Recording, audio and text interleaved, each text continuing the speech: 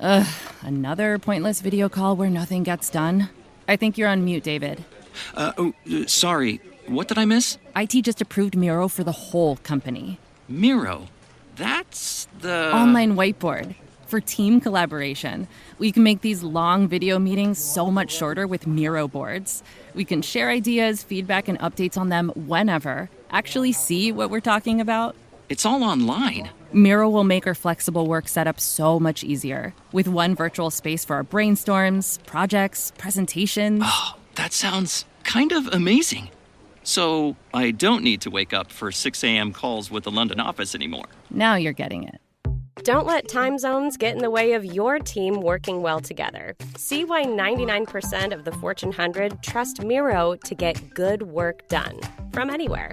Get your first 3 boards free at Miro.com. That's Miro.com.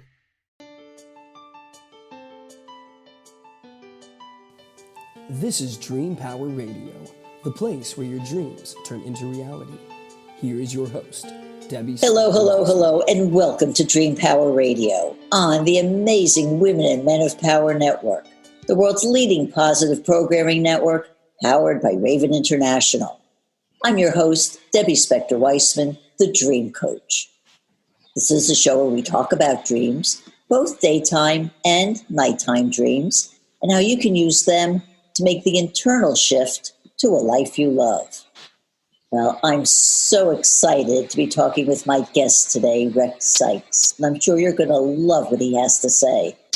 For one thing, he's a master of how to use the law of attraction, and he's created a number of programs to help you understand yourself and reach your potential, including Mind Design and the Attitude Activator. I could do a show with him on any of these topics, but I want to talk to him today about another method for self-improvement he's a proponent of, NLP, or Neuro-Linguistic Programming.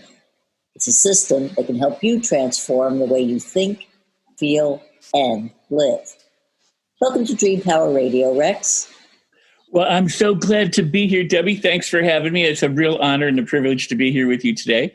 Oh, it is my pleasure. And like I said, I am just can't wait to be talking to you about this. So, Rex, I know you've been teaching NLP for decades, but for those people who may not be familiar with it, could you just give a brief definition of what NLP is?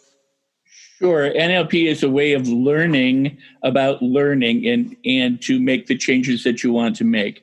It's based on the science of modeling, which means if other people exhibit a particular set of behaviors, you can replicate those and expect the same form of success. It's about the brain, which is neuro. It's about language, which is linguistic, and it's about programming, meaning behaviors can be changed. So it's truly about how do you get the results that you want to get by changing what you're doing in your mind with what you say to yourself, your feelings, and your actions. Okay, so why would somebody want to use this? Well, if somebody has a behavior or a habit or a conflict or a problem that they want to overcome, neurolinguistic programming is essentially like a toolbox. You know, it's like a carpenter's toolbox where if you want to tear something down or build something, you pull out the tools to do that. And in this case, when somebody wants to stop doing an old behavior and start doing a new one, maybe they don't feel confident, or maybe they are shy, or maybe they have a phobia or a fear of spiders or snakes or heights, or they don't like to travel. Neurolinguistic programming can address those things and help you to change those fairly rapidly, because what we work with are the components inside the brain. It's like your TV set, for example.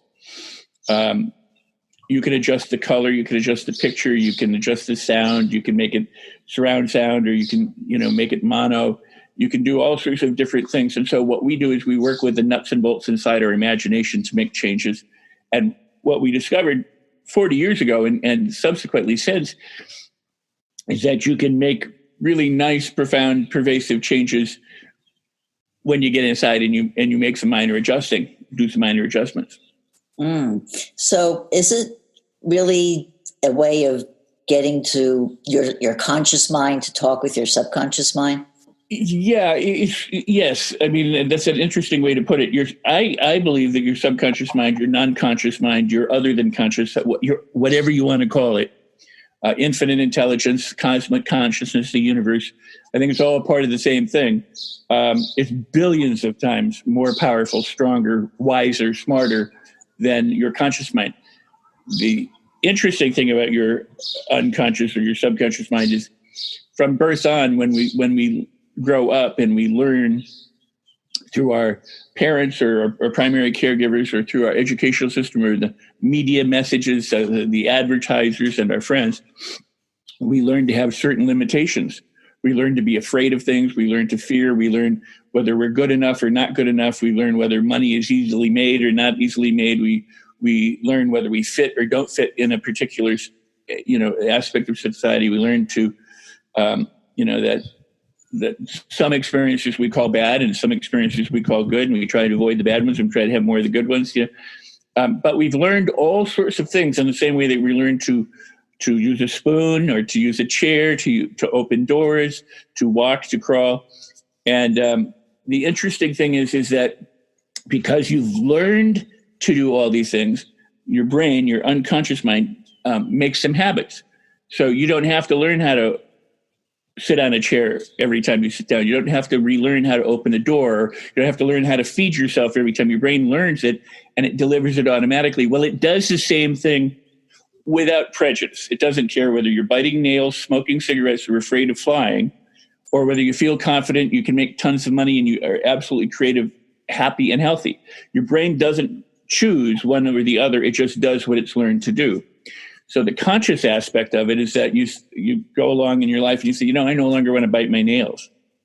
And so a lot of people have struggled with that. What we found out through neurolinguistic programming and through brain and language and behavioral research is that you can change that. But what you need to do is make it a habit of not biting nails, but of doing something else. You can stop smoking by learning a new habit. You can stop being afraid of flying by learning a new habit. And so it's really trading one old habit for a new one. In the same way, you and I are old enough to remember dial phones when we had to remember phone numbers or write them down, not, rely on technology. Or another example is if you've moved, you've changed locations and you went from one home to another home, there may have been a time when you either were walking or riding your bike or driving your car and you left work or school or wherever you were at to go home and you went to the earlier address. You went to the house you used to live at because that's what your brain was used to doing. But after a while, by driving to the new house or walking to the new house continually, now your brain learns to do that. It doesn't get rid of the old house. You still know where it is, but you just don't go there anymore. And the same thing with phone numbers. If you changed phone numbers, you may have dialed the old phone number for a long time before you learned the new one. And then your brain goes, oh, okay, you don't want me to do that. You want me to do this. So it is about the conscious decision to make the change. And then it's teaching your unconscious or your subconscious, this billions of times stronger thing, to do what you want it to do instead of what it has learned to do and is habitually doing it. Right. Well, that's where the rub kind of comes in, because it's easy enough to say, oh, I want to stop biting my nails. And you could say, you know what, I'm going to stop biting my nails. And then something comes up and you go back and you start biting your nails again. So how does NLP help somebody get rid of that bad habit of biting nails and replacing it with the good habit of not biting nails? Well, there's a number of different approaches, and I'll briefly touch on one. I mean, because the time it takes to do it isn't as long as it takes to explain it. But the idea is that we associate to certain things. In other words, we feel, we think, we see, we hear, we're triggered by stuff. Why does somebody bite their nails? What is it that leads them to suddenly start biting? So what happens with things like biting nails is that people oftentimes find themselves biting nails and then realizing, oh my goodness, I'm doing it. Or they're twisting their hair, or they're doing something that they don't want. They're in the behavior before they realize that they've done it. They didn't sit there and go, I think I'll bite my nails now. So it's a reaction. So what we learn to do is we learn to create a gap between doing it. We learn to find out what the triggers are and to change those triggers so that instead of the trigger leading to biting nails, it leads to something else. And so sometimes that's mental imagery. It's dealing with our feelings or what it is that compulses us or makes us do what we're doing, or to change the behavior. You can change it through conditioning and habit formation, and that takes a period of time. What you said, that's absolutely true. Is you can't do it consciously, because you've got this big billion times stronger mechanism that does what it does. So you have to enlist its aid, and you have to figure out how to make it do something different. And that's where neurolinguistic programming comes in. I mean, I've been teaching it for 40 years, and one of the top selling programs is my Ultimate NLP Home Study Program, which, teaches people how to do these things. But you really want to, I'm a huge fan of neurolinguistic programming, but and you can use it for many, many different things too. And one of the things we really need to learn to do is adjust our attitude and know that if you bite your nails and you want to end it, the first thing that has to happen is you have to convince yourself that, I'm the kind of person who can learn to do something different. I don't have to be a victim of this behavior. I don't have to live the way I've lived all this time. I am a person who can change things, and I am in control.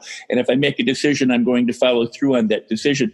So I think instead of trying to change little tiny behaviors all the time, it's learning to transform yourself into being the kind of person who for whom change is easy. And that's a much larger piece, not necessarily addressed by neurolinguistic programming, but it's a much larger piece that I think people need to accomplish in their lives. And that is to understand that change is possible when you decide that it is. And then it's how do you enlist that wonderful subconscious that we have? Yeah, I agree with that. And actually, I wanted to get back to what you said about attitude, because I do think that attitude is paramount toward transformation. If you don't change your attitude, and not only just change, but transform it to being more receptive and being open to the possibilities, nothing's going to happen.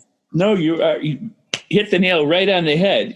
Travis Air Force Base years ago, I was talking about this, I guess, in the 80s. So I don't remember how old the study is, and they've done subsequent studies, not Travis, but other people. Originally came out and said attitude is the number one predictor for success, especially when it comes to medical treatment. Whether you believe that you're going to be helped or not helped is up to what you believe is possible. And there's, hundreds of studies based on this. And so people can really, assist themselves in healing and or growing and or changing by if you think you can, then it's possible that you will. You might not, but at least it's possible. If you think you can't, then it's likely that you won't. And I always use this example. The Wright brothers thought that they could fly. They could make a plane, a heavier than air mechanical machine, get up in the air. And because there'd never been anything like that, there had been balloons, air gas travel, but there was never a mechanical heavier than air machine. But they believed that they could do it. Their parents told them they were idiots. Their father said, give this up. And all the while that they were trying to do it, they didn't know how to do it. They were experimenting. They were trying this and trying that, and they continued to get what most people do is get what they consider failure. They took it as feedback. That didn't work, so they made adjustments, tried something else. This didn't work. They made adjustments. They tried something else. That didn't. They were resilient and flexible. And then one day they flew. And when they flew, then they knew how to fly. Now they could reverse engineer it and said, we did all these things. This is how you do it. Now we can improve on that. But all the while they were going through it, they didn't know. And they faced odds, but they believed that it was possible, and they believed they could figure it out. That's attitude. And they didn't let anything stop them. And as a result, the world has air travel. Right. And when you and I have that kind of positive attitude, we can do anything. But guess what? Most of us are never taught that. That's not how we're brought up. That's not how we're educated. That's not the media messages. Most of it is you need somebody to help you. You need this, you need that. You need, you're not good enough.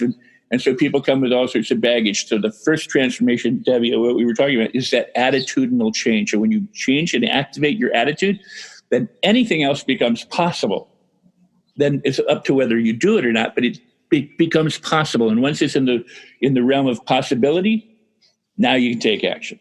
Exactly. And just getting back to what you're saying about the Wright brothers, like anybody who is successful, they didn't look at their not being able to make their first plane fly as a failure. They looked at it as, I'm getting information. What am I getting from this? How can I learn from this? And they kept learning from their mistakes. Instead of looking at their mistakes as failure and giving up, they said, oh, I'm learning something. Let's go on. And I think that's what happens with so many people who are successful. And I'm thinking even now, right now, dealing with the coronavirus, people are looking for a vaccine.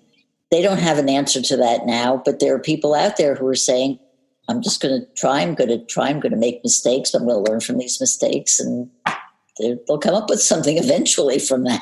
Well, so speaking of the coronavirus, and the shelter at home and the social distancing and the wear a mask, it's really an interesting thing. There are people like Viktor Frankl who spent a large portion of his time in captivity, and he said, you can imprison my body, but you can't imprison my mind. I am always free to do what I want. And there are people, I always say, who have tunneled out of prison with a spoon. They've made a commitment to say, I don't want to be here, I'm going to do something else, are either champions in our mindset or we're wimps. And so many of us are wimps. We're like, I can't stay home and watch television for a couple months to make sure that I don't, give something to somebody else, or I'm not going to wear a mask because that's impeding my freedom. Well, to me, I'm free. I can wear a mask or not wear a mask. That doesn't change my freedom. I can stay home or go out. It doesn't change my freedom. I mean, nobody's bound me to a chair with chains and stuck me on an island and said, here's where you're going to live the rest of your life. We really have it fairly easy with all of this stuff. But that's because we're pretty much a coddled society. We are pampered in many different ways, and I don't want to say abused in the physical sense, but many people are, obviously. But we're just, our brains are abused. We're not taught that we can stand up to any change, that we're resilient, that we can, if we decide we're going to do it, we can do it, that the power is in you, because everybody wants it to be in someone else. They want it to be in the government or the religion or the group or something else, as opposed to you as an individual have the ability. You don't have much control over the world. You can't change the weather maybe, and you can't stop a volcano, but you control your response to it. You control how you think about it. You can control how you go through situations. The one thing that you and I and everybody listening has the ability to do is to control their thoughts. And in controlling their thoughts, they can learn to manage and control their feelings and their behaviors and make the changes. And if you don't give up and you don't quit and you do what the Wright brothers did, you get information and you adjust for that feedback, and you're resilient and flexible. You can accomplish anything you put your mind to. Well, this is fascinating, and we're going to talk more about all of this, but we have to take a short break now. We are speaking with Rex Sikes on Dream Power Radio, and we'll be right back. Join me, my fellow Raven International podcasters, and broadcasters from around the world in a joyous salute to the heroes of the pandemic. On July 17th, the Raven International Network is devoting the entire day to a star-studded list of speakers who will inspire, empower, and connect with you. Watch on the Raven International Network channel on Roku or Amazon Fire, or listen on podcasts everywhere. See you on the 17th. Welcome back to Dream Power Radio with your host, Debbie Spector-Weissman. Yes, and welcome back to Dream Power Radio. I'm your host, Debbie Spector-Weissman, and we're speaking with Rex Sikes about empowerment and creativity and how best we can improve ourselves. I did have one other question I wanted to ask you about NLP, because one of the things that when I first became aware of it that attracted me was the idea of the use of language. Yes. How we use language in our lives. Can you talk about the different types of language that we have and how they're different, and how people respond to talking different ways? Well, there's a lot of different ways to approach this. There's language. Every word or concept has its own kind of vibrational quality when you think about it in terms of manifesting, in terms of ideas. How you think or how you represent things to yourself, or what you say to yourself is critically important. If you think I'm stupid, that has a certain ability to make you feel differently than if you say I am awesome. So words in neurolinguistic programming, we talk about what we call anchors. Like when you throw the anchor off of the back of a ship, you tend to lock yourself in place. So your relationship to words, language, and or vibrations is very crucial. And why I say vibrations is because we percuss the air and it vibrates and it's translated neurologically. But you can think of it in terms of vibrations in the same way that you think about law of attraction and vibrations. Are there positive vibes or less than positive vibes? Language has an effect because of this on us, in the same way that somebody can look at you in a way and make you feel loved and wonderful, or somebody can look at you in a way and make you feel terrified or scared or unloved. Your tone, you can say, I love you, and you don't convey love, but you're using those words. So how we say something and what we say and what words we choose are very important. So if I say to you, Debbie, I love you, but I think you need a haircut, what does that say? Or, but you need to do something differently. It tends to discount what came before it. If I say, you know what, you need a haircut, but I love you. Does the order make a difference? For some people, it might make a huge difference. For other people, it might not mean it at all. But what you need to know is that the word but tends to erase what came before it. Now, there have been a lot of books since we started exploring this in the early 70s, a lot of books that come out about how to use language. And many of them are NLP books without ever giving any credit to linguistics or NLP. Things like the word try, go ahead and try to do things like go ahead and try to open the door implies that you're not going to be able to open it. But if I say go ahead and, give it a try, I'm not saying you're going to succeed, and I'm not necessarily implying you're going to fail. But if I say go try to open the door, it's almost inferred that they can't. Now, they could go and the door might open, and I go, see what you did? So it's not so much just the word like try or but it is how you use them to either inspire and motivate people or to de-inspire, or to demotivate people.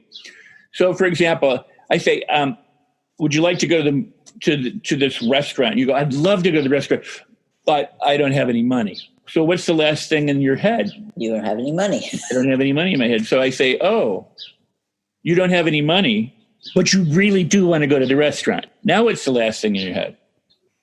I want to go to the restaurant. So I say, oh, you don't have any money, but you really want to go to the restaurant. Maybe we can find a way to make this happen. Would you like to do that? And imagine how much fun we're going to have at this restaurant. So what you do is I know you don't want to clean your room, but, you talk to kids or to loved ones or to significant others or salespeople, when somebody says, I can't afford it, you go, well, that's right. When you think about it, if they say I can't afford it, then that's the last thing that's in their head. You go, oh, you can't afford it, but what if we could come up with a way for you to figure out how you could afford this and put it in your driveway in under a month? Would that be something you'd be interested in? So what you want to do is you want to use language to lead people from where they're stuck or less than glorious into ways in which they can be more glorious or unstuck. Yeah, it sounds like these words actually promote possibility in terms of, as opposed to shutting things off. Well, and it's the way you use them, because you'll hear things like never say never. And then you go, do you say never? And you go, never. I mean, there's this point at which it's corny. Obviously, all words have a use at certain times. It's not about getting rid of the words. It's figuring out how to use them for maximum impact. And that maximum impact is to free people up to be more of who they are. But you could also use it to control people and to shut them down. You say, I know you think you're great, but you're not. I know, and you're never going to be great. I mean, people do that to other people. The Wright brothers' dad were like, you're an idiot. Stop trying to fly. You're never going to do it. So how you use language, then it's not just the words, although the words are important, because when we do this in text or on social media or in a letter or an email, the person reads it in their head. So they don't necessarily know how you actually intend it other than what they read in their head. And so this is why there's a lot of arguments that can come from text and written communication, and where you want to be even more sensitive to how you choose words, because they're using their tone, they're using their experience, they're kind of putting on you what they think you mean. And you might be very clear. I mean, you could say, well, you're an ignorant, stupid, whatever, and they're going to get the message pretty quickly. But if that's not what your intention is, they can still misinterpret it. In neurolinguistic programming, we say this. We say the communication is the meaning of the communication is the response that you get. So if I say something and you get angry, or you become ecstatic, that is the meaning of the communication. Now, it's not necessarily true. I can say something, and you can walk away and think I said something and take offense at it, or I can say something and you could think I was complimenting you when I wasn't. I mean, meaning resides in you. But when we say the meaning of the communication is the response you get, it means that if I want to communicate to you in a successful way, in a respectful way, then I want to make sure that what I'm trying to get across to you is getting across to you. And if it's not, if you're getting angry or upset or whatever, then it's up to me to change what I'm doing, not blame you and go, well, you don't understand. You screw you. You don't get it.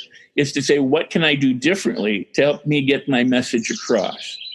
And sadly, most of us haven't learned to do this. You know, we just it's like we're in a foreign country and we need a bathroom. So we go, where's the bathroom? And they go, you go bathroom, and they go, and so we yell bathroom.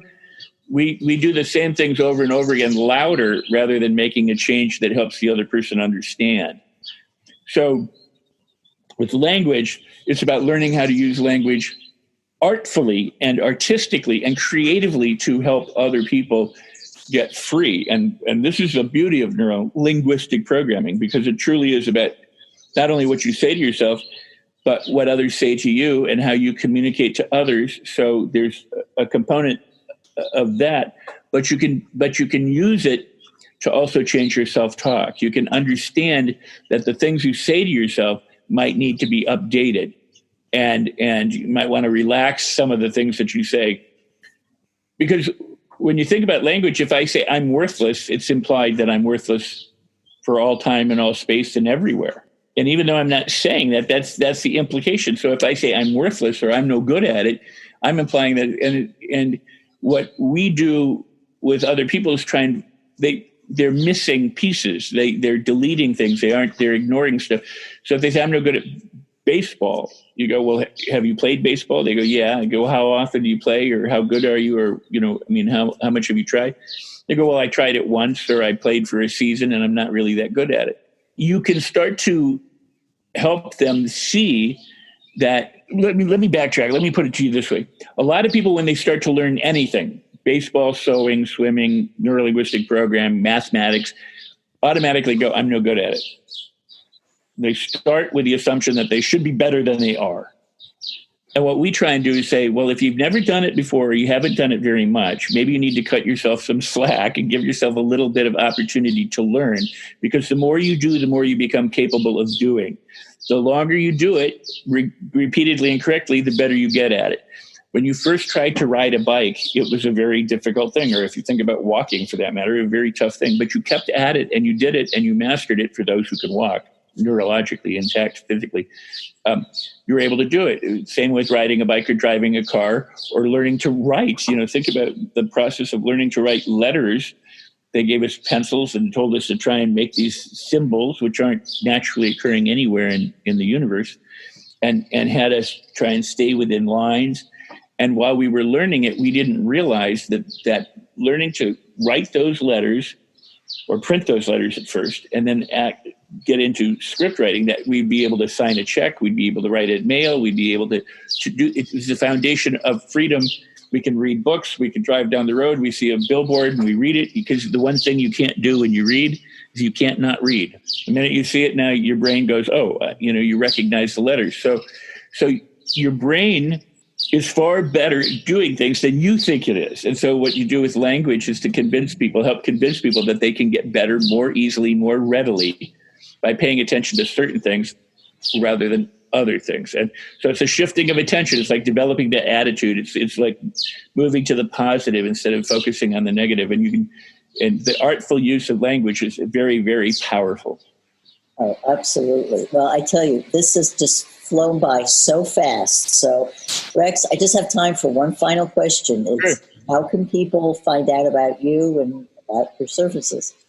Well, I'm glad that you asked, and if you don't mind, I'm going to hold something up too, because this is my new book. It's called Life on Your Terms: Live the Life That You Want, and And in it, it's got contact information. But you can get this as this book from Amazon, or you can get the Kindle. And they can reach me through my website. My business is called Idea Seminars. And the show is about NLP, so I'm going to give you the link. It's NLP, like I think now let's party, NLP online, all one word, NLPonline.com. And it will take you to my Idea Seminars website, and there's Mind Design, the Ultimate NLP Home Study Program as well. Currently, we've got hundreds of people doing a program called How to Change Your Thoughts and Transform Your Life. There's the Attitude Activator. My book, you can get my book, and you can get a free gift if you go to my website, NLPonline.com. But when you do that, it'll convert to the Idea Seminar site. Great. Well, Rex, thank you so much for being on Dream Power Radio today. Thank you for having me. It's been a pleasure. A really a wonderful time. Thank you. Oh, thank you. We've been speaking with my master, Rex Sikes. I hope you've enjoyed today's program. Until next time, this is Debbie Spector-Weissman saying, sweet dreams, everybody. You've been listening to Dream Power Radio with your host, Debbie Spector-Weissman. For more information on Debbie or to sign up for her newsletter, go to dreampowerradio.com. This has been Dream Power Radio on the amazing Women and Men of Power Network, the world's leading positive programming network, powered by Raven International.